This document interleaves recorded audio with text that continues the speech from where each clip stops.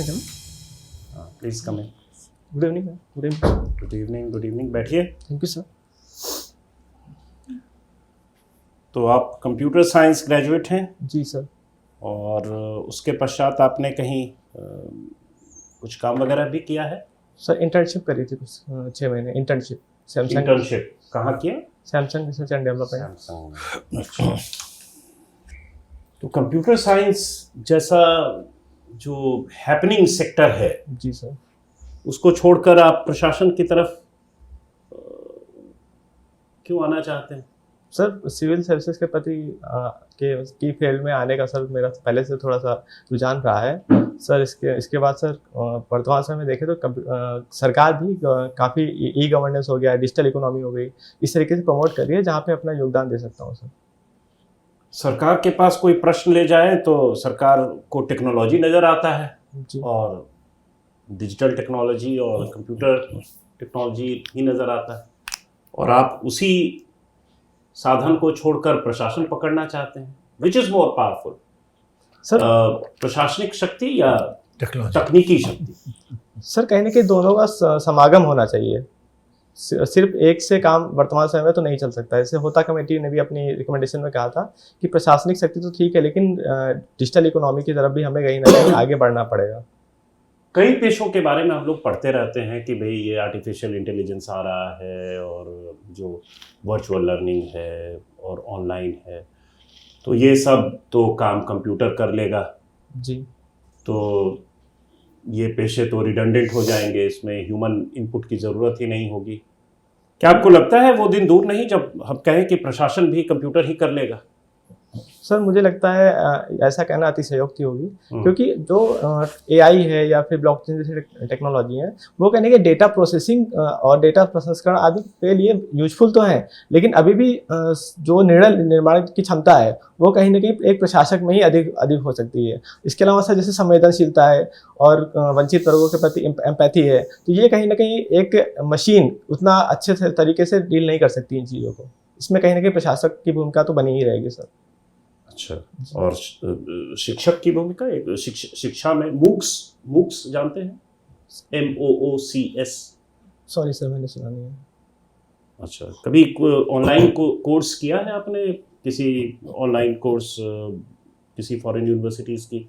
नहीं sir, course तो नहीं किया, लेकिन यूट्यूब पे कई सारे प्रोग्राम्स मैं देखता रहता हूँ। अच्छा, ठीक है।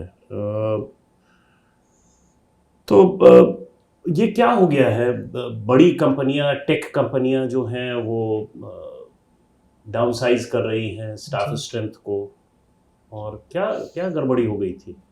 सर वर्तमान समय में देखा जाए तो कुछ मंदी का दौर चल रहा है, और इसका कहीं ना कहीं कारण कोरोना का जो दौर रहा है वो भी रहा है। इस कारण से जो कंपनियां हैं वो कहीं ना कहीं घाटे में जा रही हैं। इसके कारण वो अपने एम्प्लॉय मंदी के पीछे क्या कारण है? सप्लाई साइड डिस्ट्रप्शन है या सर कोरोना ने हम लोगों को निकम्मा बना दिया है, हम लोग काम नहीं करना चाहते हैं, या क्या वजह है? सर इसके कई कारण है। एक तो कोरोना का कारण तो है ही, इसके अलावा सर जो वर्तमान समय में रूस और यूक्रेन का जो कॉन्फ्लिक्ट चल रहा है वो भी एक कारण है, जिसके कारण जो उतना डिमांड उतनी जनरेट नहीं हो पा रही है। डिमांड या सप्लाई में प्रॉब्लम हो रहा है? सर कहीं ना कहीं दोनों जगह प्रॉब्लम है सर, क्योंकि जब डिमांड को क्या लेना देना है? रूस और यूक्रेन की पॉपुलेशन दोनों को मिला दीजिए। नहीं सर, कुछ नगण्य है सर, वो तो बात सही है, लेकिन उसका जो कॉन्फ्लिक्ट का जो प्रभाव है वो सब जगह पड़ रहा है, भारत पे भी पड़ रहा है।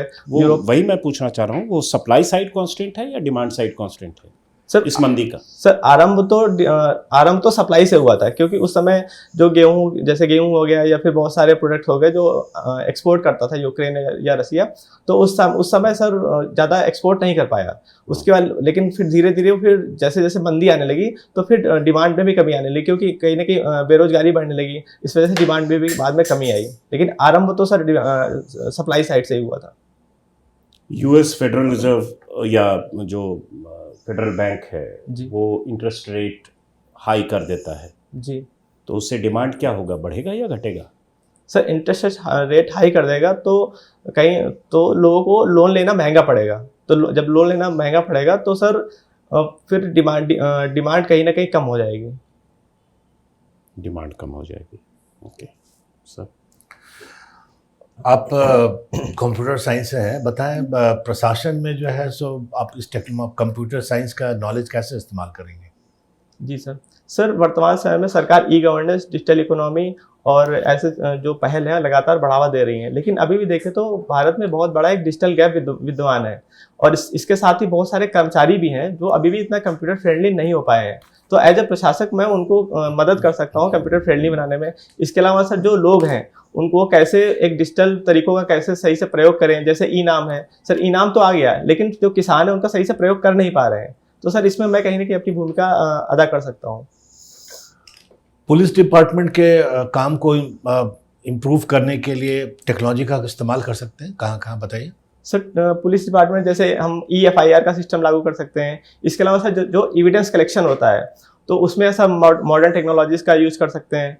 और सर जैसे CCTV कैमरा वगैरह का बेहतर तरीके से प्रयोग कर सकते हैं, सर्विलांस में प्रयोग कर सकते हैं सर। बेहतर इन्वेस्टिगेशन में कैसे कर सकते हैं प्रयोग?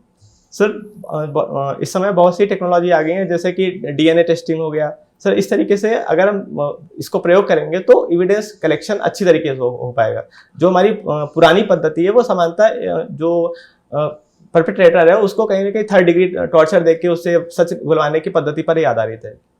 और फॉरेंसिक्स की बात करें, फॉरेंसिक्स का बेटर टेक्नोलॉजी यूज करके हम लोग बेटर कर सकते हैं। बाकी आप ये बताएं कि आपने पुलिस डिपार्टमेंट का फंक्शन देखा होगा, हम लोग देखते हैं, उसमें क्या इम्प्रूवमेंट का क्या स्कोप है, कैसे उसको इम्प्रूव किया सकता है, क्या क्या प्रॉब्लम है? सर एक प्रॉब्लम तो ये है अभी भी बहुत सारे पद खाली हैं सर।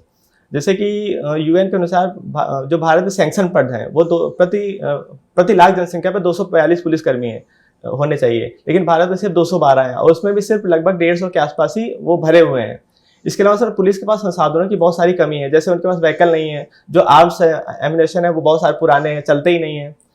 इसके अलावा सर कहीं ना कहीं एक पुलिस जो है राजनीतिकरण का भी सामना कर रही है, जिसके कारण वो निष्पक्ष तरीके से काम नहीं कर पा रही है। और ट्रेनिंग? सर ट्रेनिंग भी एक महत्वपूर्ण पक्ष है, उस पर भी उतना ध्यान नहीं दिया गया है। अगर हम देखें तो सिर्फ DYSP या सब इंस्पेक्टर लेवल की ही ट्रेनिंग अच्छी तरीके से होती है, लेकिन उसके जो नीचे के लोग जो कैसे कांस्टेबल हो गए उनका सामान्य जनता का सामना लगभग उन्हीं से होता है, लेकिन उनको अभी उतना सिंपैथाइजेशन या संवेदनशील नहीं बनाया जा सका है। अभी भी भारत देश में हम लोग पुलिस के पास क्यों नहीं जा पाते हैं किसी भी जरूरत के लिए, या हम लोग क्यों डरते हैं? क्या हम डरते हैं? जी सर। क्यों ये डर क्यों है?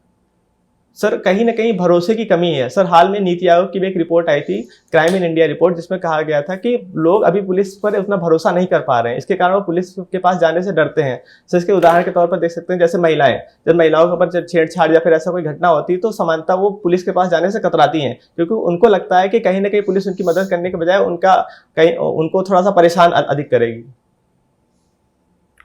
तो इसमें अगर हम लोग पुलिस डिपार्टमेंट में अगर महिलाओं का जो है पोस्ट अगर बढ़ाए तो उससे कुछ फर्क पड़ सकता है? जी सर, इसे बढ़ाया जाना चाहिए। कितना, मतलब क्या है परसेंटेज? सर सरकार ने अभी हाल में कहा है कि 33% लगभग महिलाओं के पद किए जाएंगे। और ये क्राइम जो है, क्राइम अगेंस्ट विमेन और चिल्ड्रन, क्या है, कुछ बता सकते हैं क्या क्या क्राइम है यूपी में प्रेवलेंट? सर यूपी में एक तो जब तक रेप की खबरें आती रहती हैं, इसके अलावा महिलाओं के साथ छेड़छाड़, रात के समय में उनको बाहर निकलने में थोड़ी सी दिक्कत होती है, क्योंकि कई सारे असामाजिक तत्व हैं वो कहीं ना कहीं उनको परेशान करते हैं। और सर बच्चों के खिलाफ देखें तो चाइल्ड सेक्स अब्यूज की भी खबरें आती रहती हैं। और सर जो बालिका शिक्षा, जो बालिकाओं की भ्रूण हत्या होती है सर, ये भी समस्याएं हैं। और सर जो बालिकाएं अभी भी उत्तर प्रदेश में एनरोलमेंट रेशियो जो है वो अभी उतना नहीं है बालिकाओं का। कम्युनल हार्मनी इम्प्रूव करने के लिए क्या क्या किया जा सकता है? सर अगर जिस डिस्ट्रिक्ट में आप हैं जी, उस हेड हैं, तो वो उस वहाँ पे कम्युनल प्रॉब्लम आपको दिख रही है, एंटिसिपेट कर रहे हैं, तो उसको हार्मोनी की इम्प्रूव करने के लिए आप क्या क्या स्टेप्स लेंगे? सर सबसे पहले तो मैं आइडेंटिफाई करूंगा कौन से असामाजिक तत्व हैं, क्योंकि जो कम्युनल वायलेंस होती है वो कहीं ना कहीं असामाजिक तत्व और राजनीति के कारण होती है। दूसरा सर, मैं जो जितनी भी पुलिस फोर्स है, जो भी सेंसिटिव एरिया है वहाँ पे कोशिश करूंगा कि थोड़ा सा पुलिस फोर्स वहाँ पे ज़्यादा रहे। इसके अलावा सर एक पीस कमेटी का कॉन्सेप्ट होता है जो अभी भी बहुत कम जगह प्रयोग किया जा रहा है, तो मैं उनको स्ट्रेंथन करने का प्रयास करूंगा। सर इतना ही फिलहाल। और पुलिस की पुलिस डिप्लॉय हो रही है जी उसमें भी देखेंगे कि उसमें किस तरह के लोग हैं जी या किस कम्युनिटी के लोग हैं। जी सर एक पूर्व आईजी हैं वीएन कपूर, उन्होंने बोला था कि जो पुलिस है वो कहीं ना कहीं उतनी सेंसिटिव नहीं होती है और दंगों के समय कुछ सामुदायिक भावनाओं को वो भी एक तरीके से कंट्रोल नहीं कर पाती है। तो मैं कोशिश करूंगा कि उन्हीं पुलिस अधिकारियों या फिर जो कांस्टेबल उन्हीं की नियुक्त की जाए जो इनमें एक तरीके से सामंजस्य स्थापित कर सके, वो किसी भी तरीके से उनमें कम्युनल एंगल ना देखें उसमें। तो कम्युनल बैलेंस जो वो भी देखना पड़ेगा, कम्युनिटी के बैलेंस जो डिप्लॉयड है जो पुलिस उसमें जो जिस कम्युनिटी का प्रॉब्लम है उस सारे कम्युनिटी के लोग रहे ताकि उनका ट्रस्ट और फेथ रहे डिपार्टमेंट पे। जी सर, कोशिश करूंगा कि लगभग सभी कम्युनिटी का उस पर रिप्रेजेंटेशन हो और कम से कम लोग हर एक व्यक्ति जो पुलिस है वो सिंपैथेटिक हो सभी समुदाय के प्रति। तो कंप्यूटर साइंस में आपको कोई ऐसा इनोवेटिव आइडिया आ रहा है जो क्राइम को कंट्रोल करे, उसको यूज करके कोई ऐसा ऐप आप बना सकते हैं? मैम जहाँ तक मैं कोशिश करूंगा कि जो बॉडी कैमरास होते हैं वो जो जितने पुलिसकर्मी हैं उनको बॉडी कैमरा दिए जाए जिससे वो कहीं ना कहीं अपने पदों का दुरुपयोग न कर पाए। बॉडी प्रॉब्लम भी खत्म हो जाएगा। ओके, क्या इससे एम्प्लॉयमेंट पे फर्क पड़ेगा, डिप्लॉयमेंट ऑफ स्टाफ? मैम कुछ फर्क पड़ सकता है लेकिन मेरे हिसाब से बहुत अधिक फर्क नहीं पड़ेगा इसमें। स्किल के लिए भी इन्वेस्टमेंट करना पड़ेगा सिखाने के लिए। जी मैम। और इसका रिस्क बताइए कंप्यूटर को यूज करने का। एज ए बॉडी कैमरा नहीं, मैं इस पर्टिकुलर ऐप के बारे में नहीं बोल रही हूँ, generally use of computer administration में लाए तो उसमें क्या रिस्क इन्वॉल्व है? मैम इसमें सबसे बड़ा रिस्क जो मुझे समझ में आता है वो प्राइवेसी का है, क्योंकि बहुत सारा डेटा है वो लीक हो सकता है। अभी भी भारत में उतना प्राइवेसी के ऊपर उतना ध्यान नहीं दिया जाता है। दूसरा मैम साइबर क्राइम की घटनाएं लगातार बढ़ रही हैं, उस पर भी अभी उतना ध्यान नहीं दिया गया है या फिर लोग अभी उतना जागरूक नहीं हो पाए हैं। तो रीजनल लोकल लेवल का डेटा कहीं और भी जा सकता है। जी मैम। क्राइम टेररिज्म में भी यूज हो सकता है। बॉडी कैमरा के ऊपर मैं थोड़ा पूछना चाह रहा हूँ, जैसे प्राइवेसी डेटा तो एक मसला हुआ जी, लिबर्टी जी जैसे हिस्टोरिकली हमें मिली इतिहास में, जी सर, तो लिबर्टी किससे मिली? लिबरलिज्म इन जनरल जो हम कहते हैं, तो we liberated from what? Sir इसमें सर एक तो जो हम अंग्रेजों से मुक्त हुए वो तो इंडिपेंडेंस हो गया, वो तो वो उसको लिबर्टी नहीं, उसको इंडिपेंडेंस कहते हैं। जी लिबर्टी सर, लिबर्टी पुरानी परंपराओं से, पुरानी रूढ़ियों से और सर अभी तो मुझे कम्युनल कंट्रोल से। जी सर। ठीक है जी, क्योंकि लिबर्टी के साथ इंडिविजुअलिज्म भी आया, जी व्यक्तिवाद। कैमरा लगा दोगे जी, तो फिर आप अपना कंट्रोल तो कहीं और दे रहे हैं। नहीं सर, वो व्यक्तिवाद, जी इंडिविजुअलिज्म, वो कॉम्प्रोमाइज नहीं होगा। सर अगर देखें तो बहुत जितने भी पुलिस अधिकारी होते हैं या जो अधिकारी होते हैं, कहीं ना कहीं उनके फंडामेंटल राइट्स में कुछ ना कुछ रीजनेबल रिस्ट्रिक्शन लगाए जाते हैं। तो सर अधिकारियों पर समझ में आता है, जी, किसी मिशन पर जा रहे हैं वो भी समझ में आता है। स्पेस क्राफ्ट में एस्ट्रोनॉट्स हैं, वहाँ कैमरा की ज़रूरत है क्योंकि यहाँ से नियंत्रण होना है। लेकिन आम जिंदगी में सब जगह कैमरा लगा दोगे? नहीं सर, मैं सब जगह लगाने की बात नहीं कर रहा था सर। जो पुलिस अधिकारी जो प्रमुख जगह पर कार्यरत हैं, जैसे ट्रैफिक पुलिस होती है उसको लगाया जाए। जैसे कि फिर वो क्या करेंगे, फिर जैसे अभी क्या होता है, लोग पैसे लेके छोड़ देते हैं, चालान नहीं करते हैं, तो इन चीज़ों को नियंत्रित किया जा सकता है सर बॉडी कैमरा लगा के पुलिस वालों का। जी, एग्रीगेटर्स का नाम सुना है आपने? किस ये ऐप में ही यूज होते हैं। ये बेसिकली एप्स हैं जैसे रियल फर्म्स नहीं होती हैं, बट ये कोलैबोरेटेड होते हैं, एग्रीगेटर्स कहते हैं इनको। तो उनका क्या सिग्निफिकेंस है और कहाँ तक एक्चुअली सस्टेनेबल है? संदर्भ इस तरह का है कि ऐप ही है ये। जी, एग्जाम्पल बता दो। Example is Ola type. Ola हो गया, उबर हो गया। उबर है। जैसे आप प्लेटफॉर्म प्रोवाइड करने के, जैसे ओला वगैरह प्लेटफॉर्म प्रोवाइड करते हैं, तो मैम इनका फ्यूचर आपको क्या दिखता है, इनमें क्या स्पेशलिटी है और कैसे आगे ये बढ़ सकते हैं, और कंप्यूटर साइंस में इनका क्या रोल है?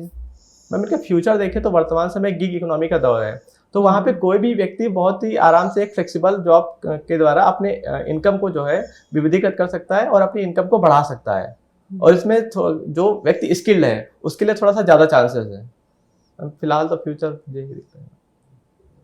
अच्छा, ये सस्टेनेबल है, आगे तक चलते रहेंगे? कुछ ऐसा आपको नेगेटिव दिखता है इनमें कि ये डिस्टर्ब हो जाएंगे और सडनली सब कुछ लूज हो जाएगा? मैम वर्तमान समय में तो लगातार इनकी ग्रोथ रेट देखी जा रही है। एज अ कंप्यूटर साइंटिस्ट आप कुछ इसमें नेगेटिविटी देख सकते हैं फ्यूचर में? सोच सकते हैं कि कुछ ऐसा होगा कि ये सारा का सारा खत्म ही हो जाएगा, बबल? सोच के देखिए। मैम एक मिनट ले सकते हैं? हाँ हाँ।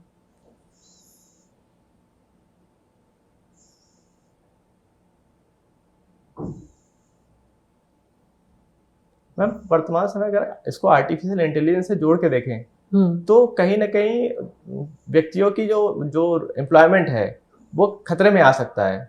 जैसे कि रोबोट को देखें, अभी जो सर्विस डिलीवरी करे, जैसे जो जोमेटो वाले हैं, वो डिलीवरी अभी एक व्यक्ति कर रहा है, लेकिन शायद आगे समय में कुछ ऐसे रोबोट्स हो जाएं जो वही डिलीवरी करें, जैसे ड्रोन से डिलीवरी करें, तो कहीं ना कहीं एम्प्लॉयमेंट पे खतरा देखा जा सकता है सर्विस सेक्टर में। जी।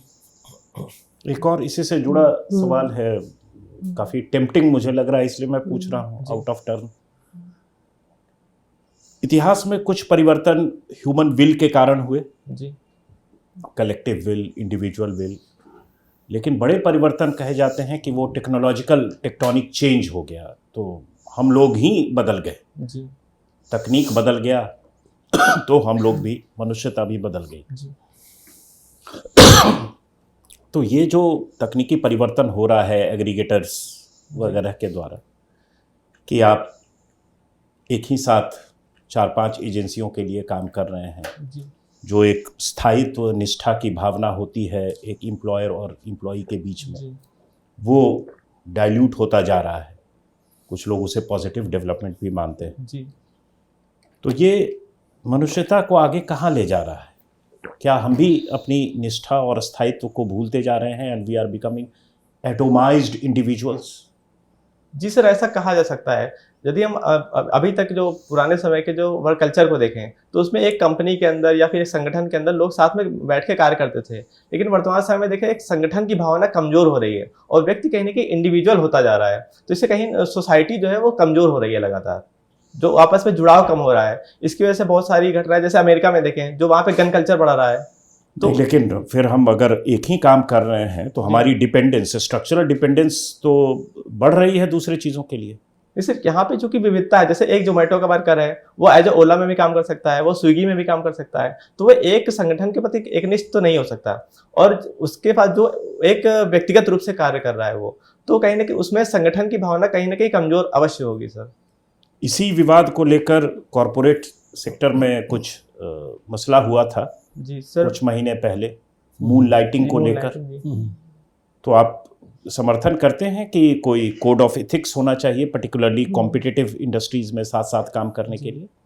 सर बिल्कुल सर, कोड ऑफ एथिक्स होना चाहिए, क्योंकि जो एक व्यक्ति सपोज करिए किसी विप्रो में काम कर रहा है, फिर वो अगर कहीं और काम करने लगे तो जो विप्रो के जो कॉम्पिटिटिवनेस है वो उसकी कहीं ना कहीं कम अवश्य होगी। तो इसके लिए सर जैसे कुछ कंपनियों ने कहा है कि उसको अलाउ किया है, लेकिन साथ में ये भी कहा है कि अगर आप दूसरे कार्य करते हैं तो हमें आप बताइए और कुछ पर्टिकुलर कोड ऑफ एथिक्स का पालन करिए, तब तो हम आपको अलाउ करेंगे। गुड। आप 1 मिनट बैठिए, अब नाम बता दीजिए अपना। सर शिवम। शिवम, शिवम आप बहुत अच्छे कैंडिडेट हैं। You are bright, you are well read, you are confident, overall you have a very good personality. आपका माइंड लॉजिकल है, तार्किक तरीके से कन्वर्सेशन करते हैं, थिंकिंग भी अच्छी होगी, उसी तार्किक तरीके से अरेंज्ड होगी। Just go with the rhythm of your preparations, you certainly will do well. ठीक है, good luck sir. Yes, you are good candidate. I also agree, thank you, all the best. कुछ आपको और एक्सपेक्टेशन था आपको, कुछ वैसा जो कवर नहीं हुआ? इस इंटरेक्शन। आपका इंटरव्यू कब है? सर 28 फरवरी। कल 28 फरवरी। 28 जी। ओह, टाइम है, जी 1 वीक टाइम। जी सर। ठीक, thank you sir. Okay, all the best. Thank you sir.